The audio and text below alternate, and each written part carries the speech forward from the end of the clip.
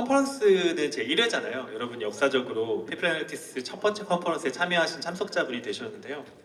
한국에서 피플 애널리틱스가 이제 막 시작된 건 아닙니다. 여러분의 연사분도 말씀하셨고 심지어 1980년대부터 피플 애널리틱스라는 초창기의 모습들이 있었습니다.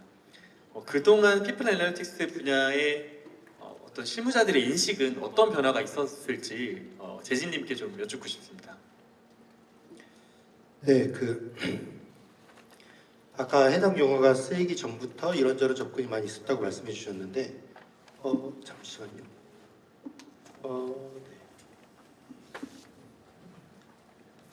네. 안 보여서 옮기시는 거죠? 네. 저도 잠깐 옮기고 서서 잠깐 말씀드리겠습니다.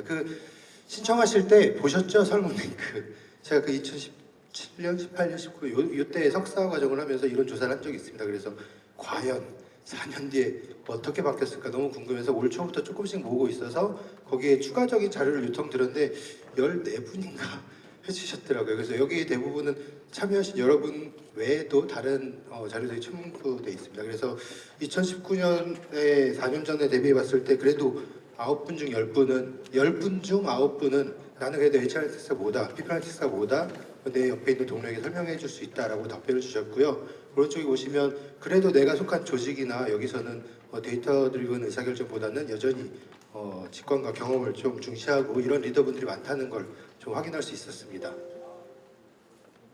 제가 이쪽으로 가는 게 낫겠습니다. 네. 그리고 두 번째 부분은 설문조사에서 조금 확인한 부분은 우리 조직에서 정말 충분히 신뢰할 만한 데이터를 확보하고 있나? 이 부분이었습니다. 그래서 데이터의 질적 퀄리티에 대한 질문이었고요. 그 다음은 우리 조직은 HRTX, 피플애널리틱스를 정말 잘 활용하고 있다는 설문이었는데 대부분 한 2배 정도 올랐습니다. 그래서 상승했다는 건 확인할 수 있었지만 여전히 절대값 수치 정도가 한 25%, 14% 정도로 낮다는 걸 볼 수 있었고요. 마지막으로 한 가지 더 말씀드리면 어떤 요인들이 좀 방해가 되나요? 이런 질문에 중복응답 요청을 드렸더니 데이터가 부족하고 또 데이터 분석 역량이나 스킬이 부족하고 우리 회사 스폰서가 부족하다. 그러니까 C레벨 리더분들이죠. CHRO를 포함한 그런 중복응답들이 여전히 2023년에도 많이 나오는 것을 볼 수 있습니다. 이 데이터가 부족이라는 게 뭘까 생각해보면 데이터의 질적 퀄리티도 있겠지만 양적으로 혹시 우리 데이터가 바로바로 다른 부서에서 이렇게 빠르게 확보되지 않아서 그런 어려움도 여러 가지가 있을 것 같고 그거에 대해서는 조금 이따가 잠시 후에 다른 질문들을 통해서 또 나눠보도록 하겠습니다. 네, 답변 감사합니다. 이런 데이터와 솔루션에 대한 이야기를 나누면서 이제 바로 직전에 테크 솔루션에 대한 세션을 했는데요. HR 분야의 테크 솔루션 기업들이 해외에도 많고 우리나라에도 점점 많아지고 있습니다.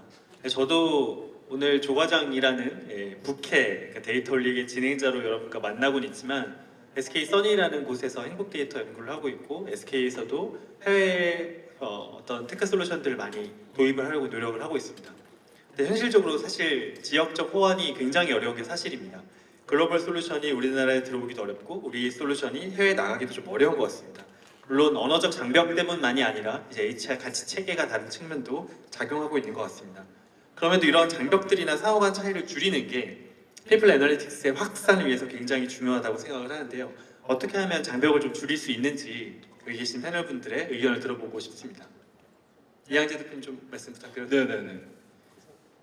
아마 오늘 저희가 행사 주최하면서 여기 지금 파리는 피플 애널리틱스 리서치 인스티튜트라고 해서 여기 이재진 교수님 외에 이중학 교수님 등등 오늘 강사로 해주신 분들의 이제 소속된 어떤 커뮤니티고요. HR 테크 코리아는 여러분들이 아마 처음 보시는 그런 단체일 겁니다.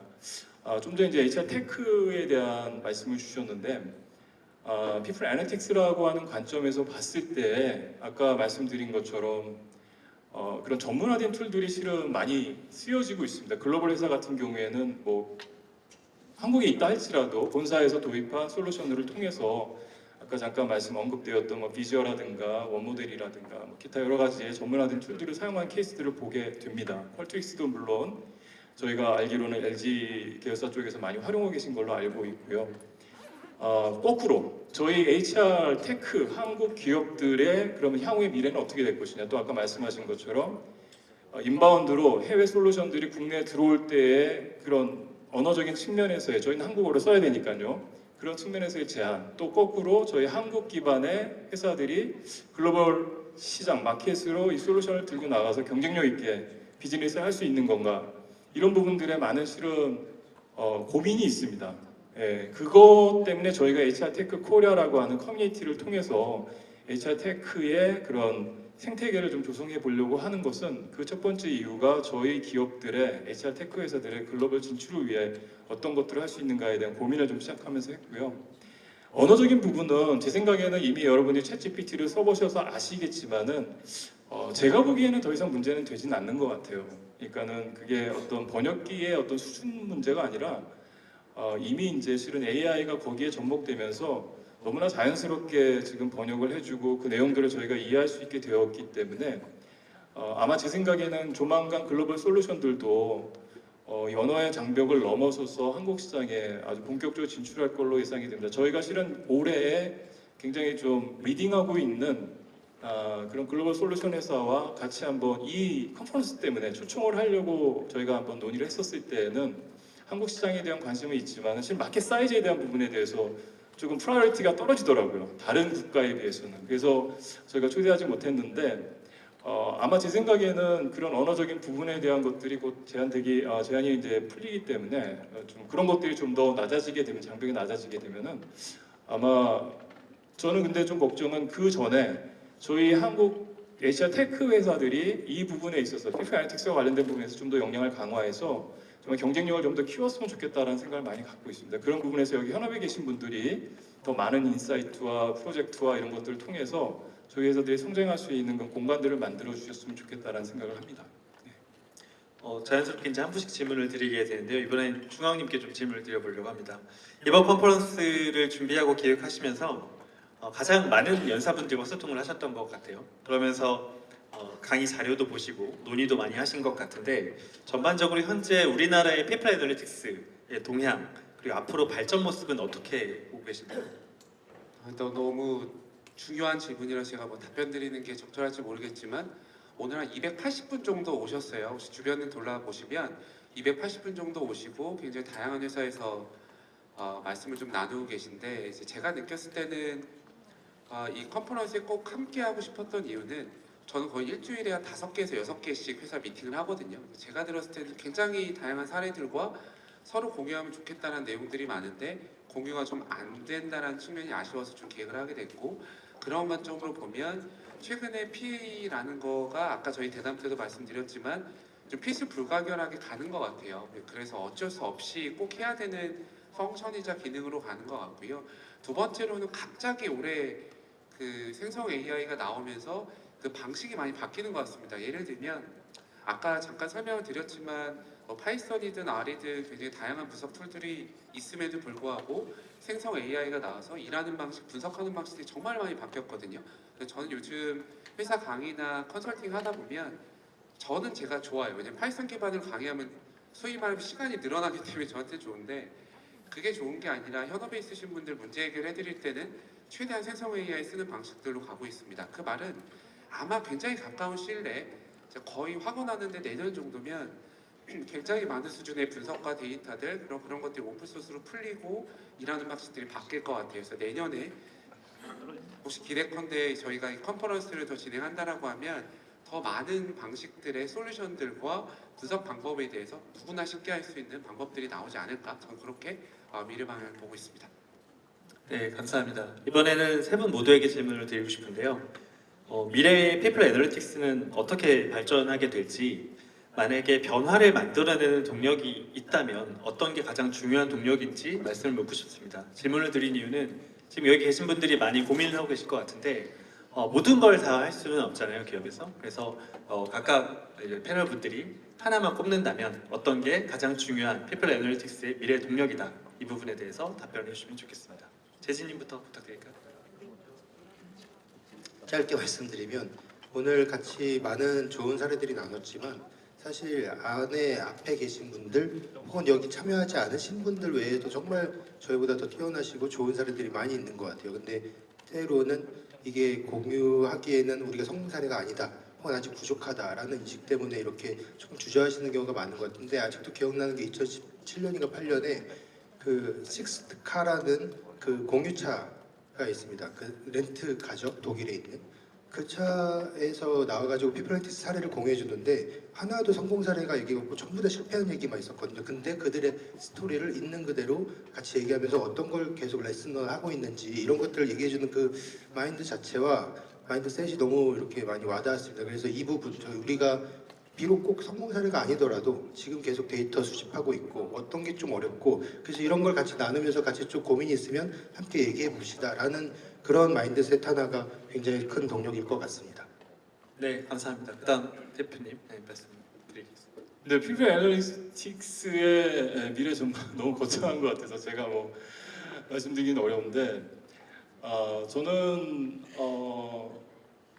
최근까지 중국에 한 10년 정도 주재원 근무를 했었고요. 그 전에는 HR 컨설팅이 있었고 또 HR 현업을 했었습니다. 시스템과 관련된 일을 했었고요. 또 HR 현업 업무도 했었는데 실은 이제 저희가 아까도 뭐 유 기사님도 잠깐 얘기하셨지만 HR 데이터 분석이라는 측면에서는 실은 이전부터 아까 김성준 교수님도 80년대 얘기를 하셨지만 계속 있어 왔던 것 같아요. 이게 이제 새로운 기술과 새로운 용어로 또 다시 이제 좀 어떤 새로운 시각에서 보게 된 것 같고요. 근데 예전하고 좀 달라진 건 어쨌든 간에 저희가 데이터에 기반한 의사결정을 한다. 그런데 그 데이터가 좀 더 리얼타임으로 좀 더 굉장히 컴프레hen시브하게 굉장히 많은 데이터들을 핸들링할 수 있는 기술적 도움을 받게 되었다라는 거고 그리고 그것이 굉장히 시간이 단축됐고 그래서 좀 더 우리가 많은 것들을 다른 것에 쏟을 수 있는 그런 어떻게 보면 리소스의 그런 시간이라는 리소스에 이제 여기가 생겼다라고 생각이 듭니다. 저는 가장 중요한 건 사람이라고 생각을 하거든요. 그 사람이란 건 뭐냐면 시즌 피플 애널리틱스 얘기를 하지만 그 주체는 시스템도 AI도 아니고 실은 그것을 운영하는 저희 주체인 사람이라고 생각을 합니다. 그래서 아까 이제 어떤 질문도 어떻게 우리가 이런 것들을 시작할 수 있느냐 어떤 역량 개발에 대한 것도 얘기를 많이 하셨지만 교수님은 이제 맥락 얘기를 많이 하셨잖아요. 저는 어떤 생각을 하냐면은 피플 애널리틱스의 미래, 우리나라의 어떤 테크 기업들의 발전에 가장 중요한 것은 저희가 갖고 있는 사람 자원에 대한 것들을 어떻게 활용할 수 있을 것인가. 그리고 그 가운데서 사람 자원에서 저는 가장 중요하다고 보는 것은 실은 어떤 분석 능력을 키우고 어떤 역량을 키운다기보다는 어떻게 우리가 상상력을 키우고 질문을 할 수 있는 능력을 실은 키울 수 있는가. 이거는 실은 저희가 이 직업 회사 레벨이 아니라 실은 교육계에서부터 실은 좀 변화가 일어나야 될 부분이라고 생각을 합니다. 굉장히 정형화된 커리큘럼에서 가르친 것을 배우는 그런 어떤 그런 방식의 교육이 아니라 질문을 할 수 있고 상상할 수 있는 굉장히 파격적인 생각들을 할 수 있는 그 공간을 만들어주는 그런 사회적인 어떤 시스템들의 변화가 일어나야 저는 조금 먼 얘기지만 그래 우리가 생각하고 있는 지향하고 있는 사람 중심이 되는 조직 사람이 사람을 위해 뭔가를 만들어가는 가치를 만들어가는 그런 피플 애널리틱스가 되지 않을까 이런 생각을 좀 해봅니다. 네. 네, 답변 감사드립니다. 그리고 주학 교수님, 네. RF님이 말씀을 못하셔서 RF님께서 혹시나 제 발언을 대신해서 말씀해 주시면 어떨까요? 네. RF라고 하는데 저희 제가 소속해 있는 써니에서 리서치 펠로우라고 부르거든요. 그래서 호칭을 RF라고 하고 있습니다. 갑자기 RF가 뭔가 궁금하신 분이 계실까봐 설명을 드렸고요. 저는 조금 뜬금없는 이야기인데 저도 원래 이제 HR만 하다가 피플 애널리틱스 관심을 갖고 공부한 지 이제 한 6, 7년 차 정도 됐는데 저는 되게 단순하게 말씀드리고 싶어요. 여기 계신 분들이 재미를 느끼셔야 됩니다. 네, 그게 제일 중요한 것 같아요. 의미는 상당히 많은 다각도에서 저에게 의미를 부여하고 이 시장이 중요하다. 아까 해외 연사의 어떤 발언에서도 그런 게 있었죠. 축하합니다, 여러분은 가장 선도적인 피플 애널리틱스라는 분야에 몸담고 계십니다라고 말씀을 아무리 드려도 본인이 재미가 없으면 지속하기가 어렵습니다. 네, 그래서 오늘 컨퍼런스 그리고 네트워킹 하시면서 뭐 자료들을 보시면서 아까 이제 다양한 기업들의 사례도 보시면서 재미를 느끼셨다면 나도 하나쯤은 해보고 싶다라는 의지가 생기셨다면 그게 가장 중요한 출발점이라고 그렇게 생각을 합니다.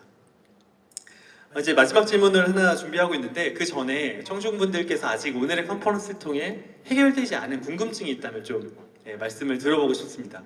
손을 아직 저희가 그 상품이 많이 남았어요. 네, 스타벅스 커피 상품을 준비했는데 저희가 생각보다 강의가 조금씩 길어져서 질문을 많이 받지 못했습니다. 손을 들어주시면 저희가 마이크 전달해드리고 네, 저쪽에 계신 분께 네, 전달해 주시겠어요? 질문도 좋고요. 아니면 오늘 컨퍼런스에 대한 소감도 좋습니다. 손을 들고 질문해 주시면 좋겠습니다.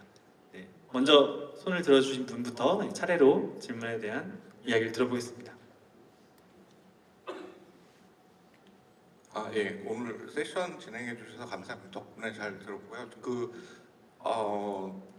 두 교수님께 각각 질문을 드리고 싶은데 영국하고 혹시 한국에서 차이가 있을런지 하는 부분인데 질문이 요즘 뭐 어쨌든 ESG 경영이라고 해서 ESG가 뭐 하나의 거의 뭐 이게 그냥 유행어처럼 지나갈지 그리고 개인적으로는 이게 본질적으로는 원래 기업이 중시해야 되는 가치 중에 하나가 그냥 요즘의 키워드로 그렇게 대표적인 키워드로 구성했다고 생각해서 HR 쪽에서도 본질에 충실하면 이게 애널리틱스 기반이 됐든 어쨌든 그 키워드를 굳이 신경을 안 써도 잘 뭐 그 패러다임에 따라서 잘 갈 거라고는 생각하는데 그러함에도 이런 키워드나 어떤 흐름이 사람의 관점이나 변화를 이렇게 견인하는 그런 뭐 역할을 좀 하는 경우도 있으니 저희가 이 피플 애널리틱스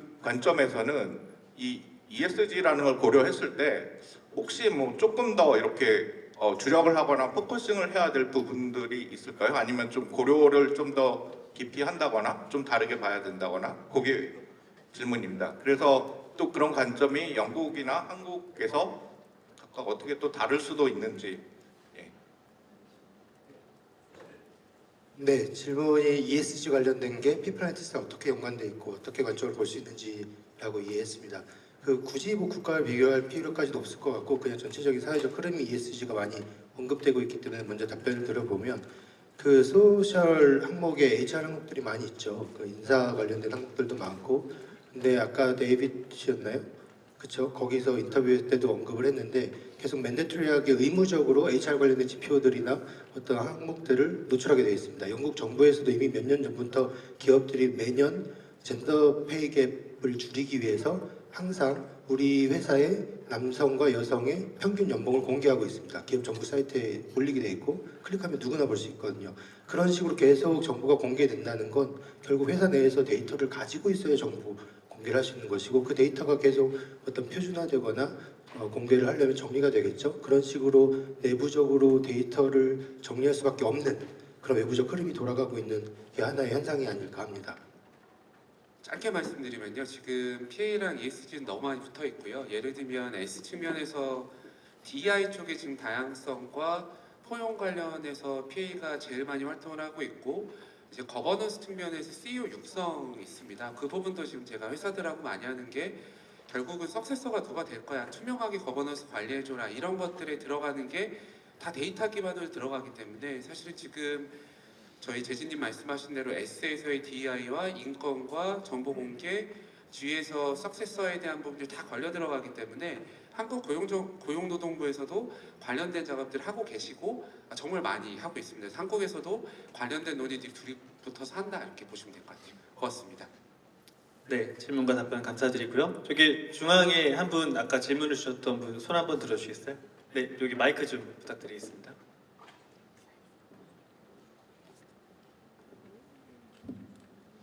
네, 오늘 내용이 너무 좋아가지고 돈이 안 아까운 시간이었던 것 같은데요.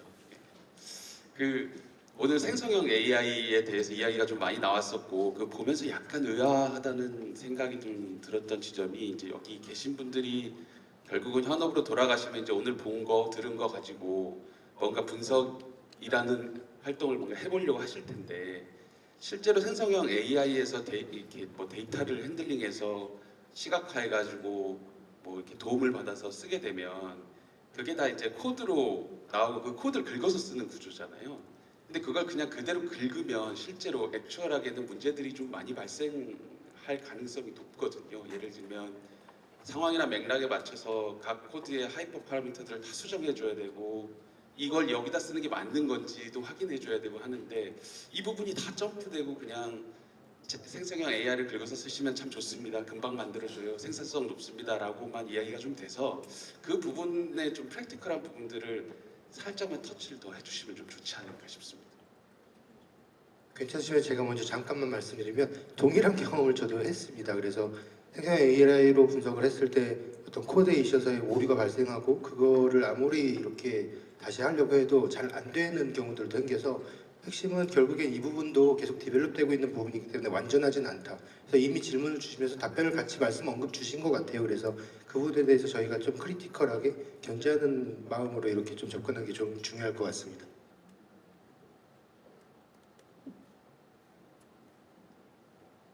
그래서 뭐 제가 생성형 AI나 뭐 AI 쪽에 뭐 전문가는 아니라서요. 근데 저는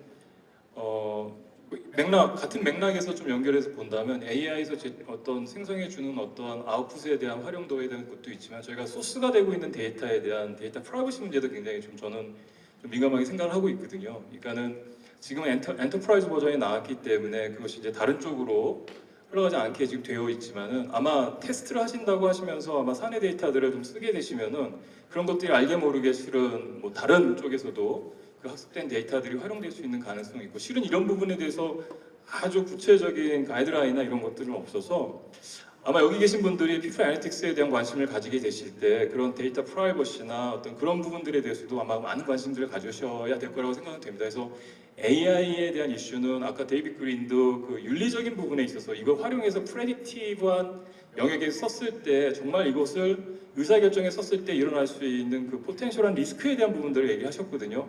그러니까 저도 그런 생각을 많이 합니다. 아주 그냥 여기서 나온 것들이 굉장히 빠르고 빨리 팬시하게 나오기 때문에 이것이 뭔가 옳다라고 단정적으로 빨리 의사결정을 해버리시면은 실은 그것에 의해서 영향받게 되는 조직이나 사람의 그 부분들은 저희가 돌이킬 수 없거든요. 그래서 저는 그런 부분들도 여기 계신 분들이 아까 제가 그래서 그 사람이 중심이 된다는 말씀을 계속 드리는 겁니다. 아까 뭐 다 여러분들도 말씀하셨지만은 결국 우리가 하고 있는 모든 행위나 이 업무의 결국 궁극적인 목적이 뭔가를 한번 생각해 보시면은 그런 것들이 좀 더 중요하게 생각되지 않을까 생각해 보게 됩니다. 네.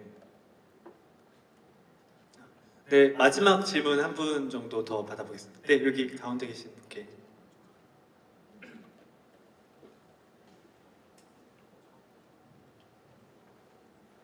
안녕하세요. 우선 오늘 피플 애널리틱스 강의 너무 잘 들었고요. HR 애널리틱스가 어떤 건지 그리고 왜 중요한지 알아갈 수 있는 시간이어서 너무 뜻깊었습니다. 저희 회사는 아직 HR 애널리틱스를 시작하지 않았고 다른 회사들도 저희 회사와 비슷한 회사가 많을 것 같아요. 그럼 만약에 HR 애널리틱스를 시작하게 된다면 어떤 것부터 준비가 되어야 하는지 아니면 한 번에 시작할 수 없다면 이런 것부터 준비하면 좋다라고 알려주실 수 있는 부분이 있으실까요? 최대한 답변을 피하고 있었는데 제일 중요한 거는 이제 저희가 오늘 대담 때 그걸 준비를 했었어요. 근데 선생님 말씀 주신 거 준비했었는데 짧게 요약하면 피플 애널리틱스를 시작한다. 아까 저희 이양기 대표님께서 말씀하셨지만 시작하는 목적 자체가 왜 시작하냐. 그래서 문제에 대한 정의가 안 돼 있는 경우가 많습니다. 그래서 저나 오늘 못 오셨지만 어수수 팀장님이나 김성주 교수님 맨날 하는 게 그런 조직들에 오면 일단 어떤 문제를 풀고 싶냐에 대한 문제 정의를 좀 많이 하고요. 아까 조 교수님께서도 말씀하셨지만 프로젝트 들어가면 저희 문제 정의부터 합니다. 그렇기 때문에 시작은 어떤 문제를 진짜 풀고 싶냐에 대한 문제 정의 먼저 하는 것 같고요. 두 번째로는 그 문제 정의가 되면 조직 내에서 컨센서스 만들고 데이터 파악하고 이런 프로세스적인 건 너무 일반적인 것 같아요. 그래서 문제에 대한 정의하는 부분에서 내가 어떤 문제를 풀고 싶은지 모른다라고 하시면 저한테 메일을 주셔도 좋고 아니면 구글에다가 피플 애널리틱스 질문 101가지 이렇게 치시면 관련된 질문 리스트들이 좀 많이 나와 있어요. 채용부터 육성 이런 게 있으니까 그거 보시고 어떤 문제를 풀고 싶다라는 거에 대한 디파인 하시고 컨센서스 만들어 가시는 게 제일 먼저인 것 같습니다. 고맙습니다. 이미 와 계시기 때문에 시작하신 것 같습니다. 내년에도 오시라고 또 홍보하시는 분들. 네, 그럼 자연스럽게 마지막으로 저희 대담의 마지막 질문을 패널분들께 드리도록 하겠습니다. 저희가 피플 애널리틱스 컨퍼런스라고 이름을 지은 게 아니라 제1회 피플 애널리틱스 컨퍼런스라고 이름을 지었습니다. 앞으로 이 컨퍼런스는 어떤 비전을 지향하며 진행하게 될까요? 내년 그리고 앞으로는 어떤 모습의 피플 애널리틱스 컨퍼런스를 그리고 계신지 각각 세 분의 답변을 마지막으로 대담을 마치도록 하겠습니다. 재진님 먼저 말씀해 주시겠어요? 네, 그 아까 HR 테크 코리아 커뮤니티에서도 대해서 잠깐 설명해 주셨는데 피플 애널리틱스 리서치 인스티튜트 파리라는 조직도 마찬가지입니다. 저희가 이런 모임을 하는 것도 뭔가 비즈니스 영리를 위해서 돈을 벌기 위해서도 아니고 물론 오늘 티켓값이 비싼 거 저희도 아는데 이거 어쩔 수 없이 여기 강연장과 모든 비용이 많이 발생하다 보니까 어쩔 수 없습니다. 저희도 최대한 스폰서가 많아서 많은 것들을 많이 공유하고 싶습니다. 피플 애널리틱스 리서치 인스티튜트에 참여하고 계신 분들에게 함께 논의한 것들을 가지고 텍스트 분석까지는 아니지만 어떤 주제가 오르는지 보니까 이런 단어들이 나왔거든요. 기여하고 싶다, 돕고 싶다, 뭐 교육 뭐 이렇게 도와드리고 싶다, 이런 마음으로 자발적으로 굳이 안 해도 되는 것을 참여하고 계신 분들이기 때문에 여러분들이 더 함께 많이 관심 가져주시고 더 저희가 같이 확산할 수 있도록 생태계 구축을 위해서 같이 노력해 주셨으면 좋겠다는 말씀을 함께 드립니다. 네, 이양재 대표님께서도 말씀. 제 2회는 아마 제 생각에는 더 넓은 장소에서 해야 될 것 같고요. 그 다음에 더 많은 기업들, 더 많은 분들이 참석하실 수 있는 그런 환경과 그런 인프라가 제공이 돼야 될 것 같고요. 그 다음에 여러분들한테 더 좋은 다음 제 2회 때는 꼭 중식을 제공하도록 하겠습니다. 그 다음에 밖에 스타벅스 커피도 놓고요. 그래서 참여하신 분들이 좀 더 여기 강의에 몰입하실 수 있는 그런 환경들을 제공할 수 있도록 저희가 준비를 잘 해봐야 될 것 같습니다. 네. 네, 마지막으로 그러면 뭐 저도 같이 한 그 구성원인데 너무 고생하셨어요. 그래서 저는 제 발언기에 고생하신 저희 이양재 대표님, 재진님, 영찬님 그리고 저희 솔루션 회사 도와주신 분들께 박수 한번 좀 부탁드릴게요. 내년에도 많이 와주세요. 고맙습니다. 네, 네, 이것으로 대담 세션을 마치도록 하겠습니다. 감사합니다. 감사합니다.